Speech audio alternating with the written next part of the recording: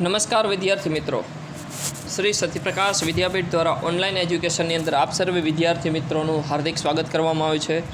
તો વિદ્યાર્થી મિત્રો, ધોરણ 11 કોમર્સ વિષય એસપી વિદ્યાર્થી મિત્રો, આપણે ચેપ્ટર નંબર પ્રકરણ નંબર 2ની અંદર આપણે વાતચીત કરતા હતા. જે કંપની સેક્રેટરીની અંદર આપણે પ્રશ્ન નંબર 1ની પ્રસ્તાવના પછી આપણે વાતચીત કરી વિદ્યાર્થી મિત્રો. તો ખાસ કરીને સેક્રેટરીના ગુણોની આપણે વિદ્યાર્થી મિત્રો વાતચીત કરી. હવે વિદ્યાર્થી મિત્રો, આપણે ખાસ જેની અંદર સેક્રેટરીની લાયકાતો છે એના વિશે આપણે વાતચીત કરવાની છે. તો સૌપ્રથમ સેક્રેટરીની લાયકાતો 10 છે.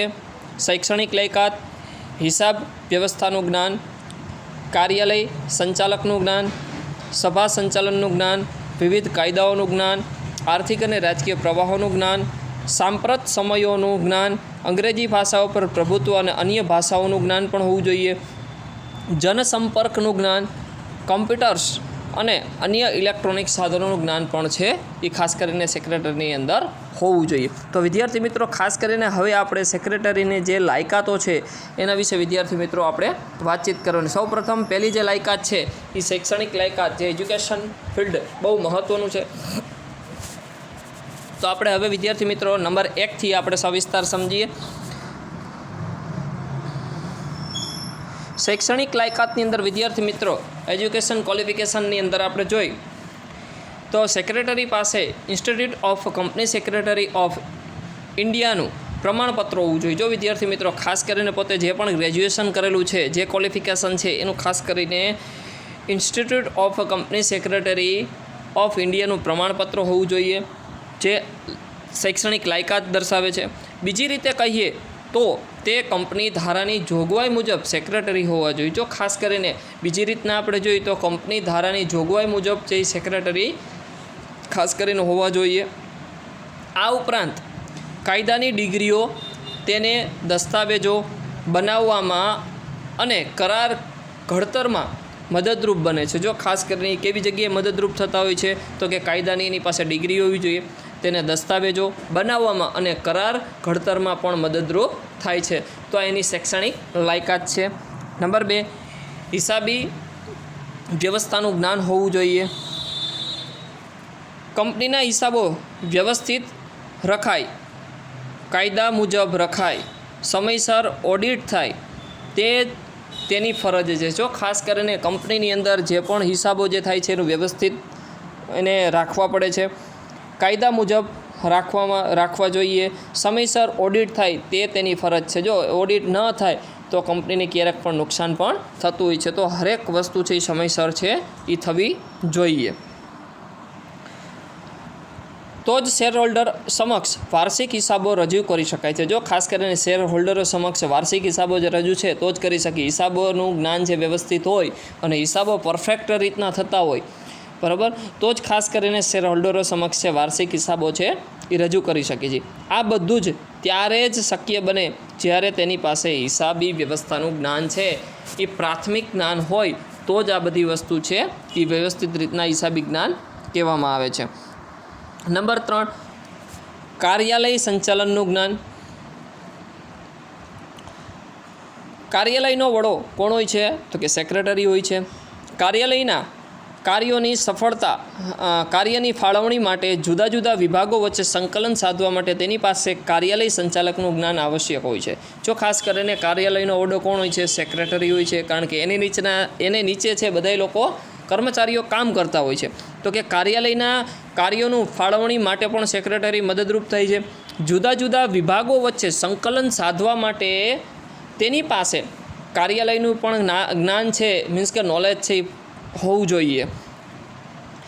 એટલું જ નહીં, રોજબરોજના કાર્યાલય સંચાલનમાં ઊભા થતા પ્રશ્નોનો પણ ઉકેલ લાવવા માટે ઓફિસ સંચાલનનું જ્ઞાન પણ હોવું જોઈએ. જો રોજબરોજના જે પણ કાર્યાલયની અંદર જે પણ સંચાલન કરે છે એની અંદર કાંઈ પણ પ્રશ્ન ઊભા થાય, બરાબર છે, તો એનું ઓફિસની અંદર એનું સંચાલનનું જ્ઞાન છે ખાસ કરીને હોવું જોઈએ.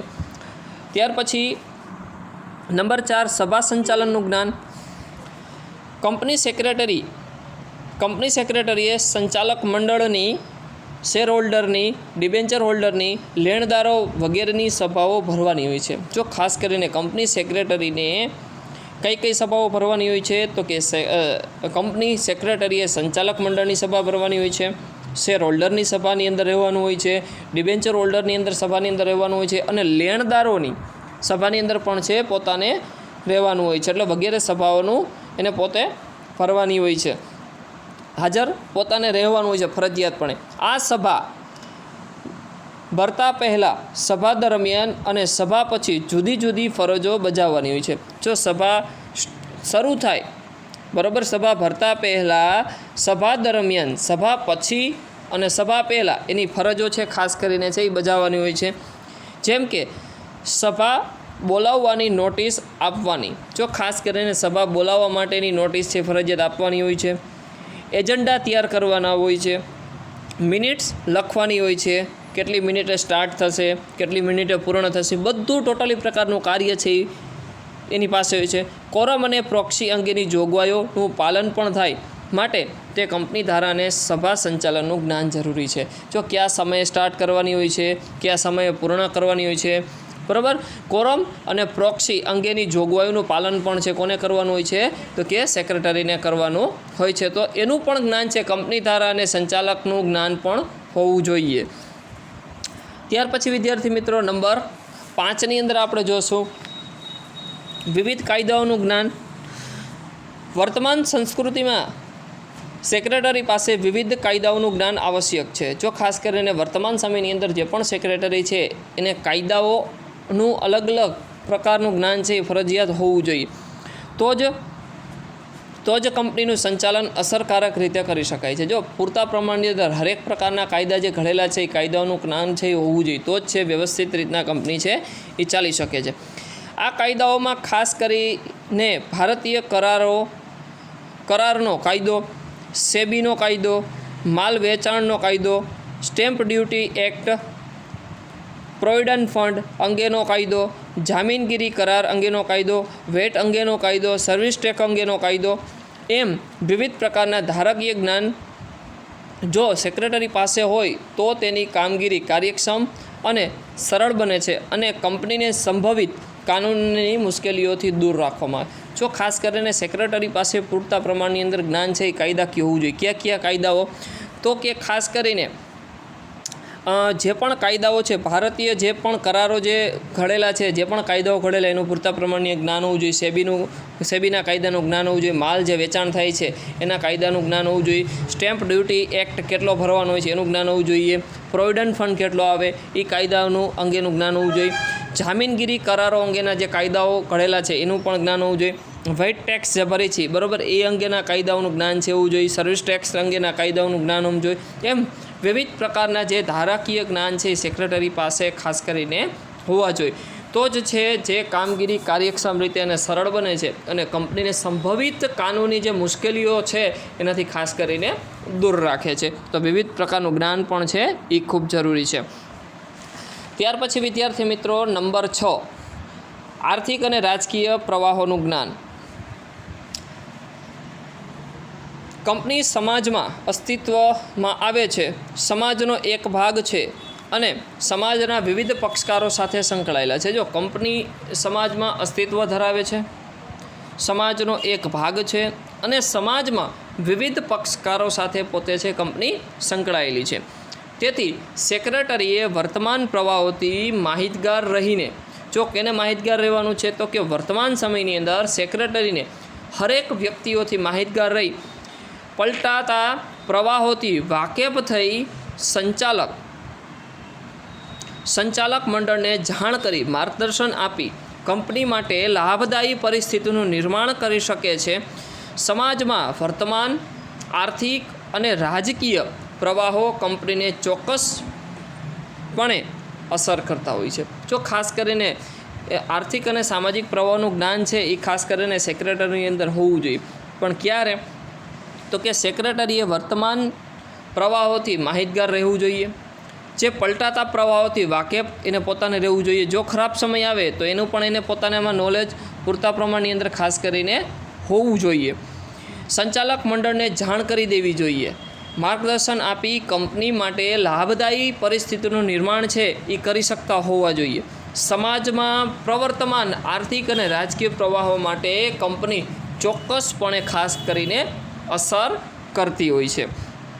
ત્યાર પછી વિદ્યાર્થી મિત્રો નંબર 7, સાંપ્રત સમયોનું જ્ઞાન.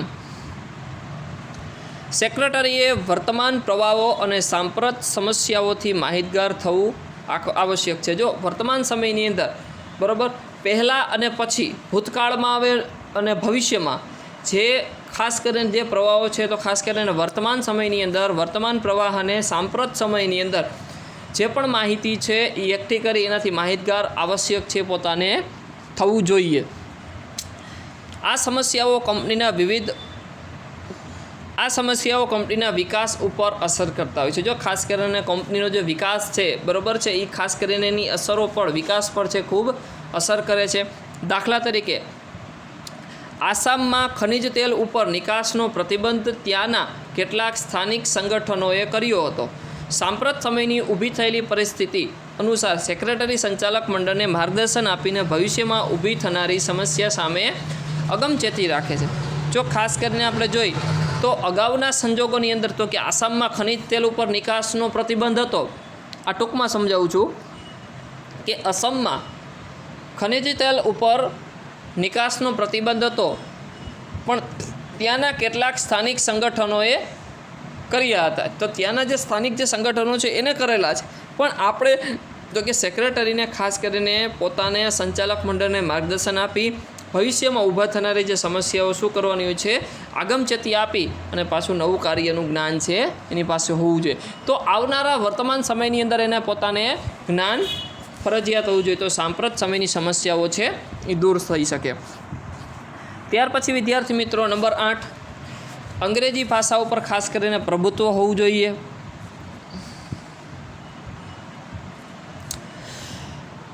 અંગ્રેજી ભાષાઓ પર પ્રભુત્વ અને અન્ય ભાષાઓનું જ્ઞાન. કંપનીના બધા જ કામકાજો અંગ્રેજી ભાષામાં ચાલે છે. જો કંપનીના કોઈ પણ જે કાર્ય કરે એ કઈ ભાષાની અંદર ચાલતા હોય છે તો કે અંગ્રેજી ભાષાની અંદર ચાલે છે. સેક્રેટરીએ જુદા જુદા પક્ષકારો સાથે કંપની વતી પત્રાચાર કરવાનો હોય છે. જો ખાસ કરીને સેક્રેટરીનું કાર્ય શું તો કે સેક્રેટરીએ જુદા જુદા પક્ષકારોને એની સાથે કંપની વતી પત્રોચ્ચાર છે ખાસ કરીને કરવાનો હોય છે. તેથી અંગ્રેજી ભાષામાં તેણે મહારત હાંસલ કરવી જોઈએ. જો કંપની સેક્રેટરીને છે ખાસ કરીને જે સેક્રેટરીને છે એ અંગ્રેજી ભાષાની અંદર પોતાનું પ્રભુત્વ છે ખાસ કરીને હોવું જોઈએ.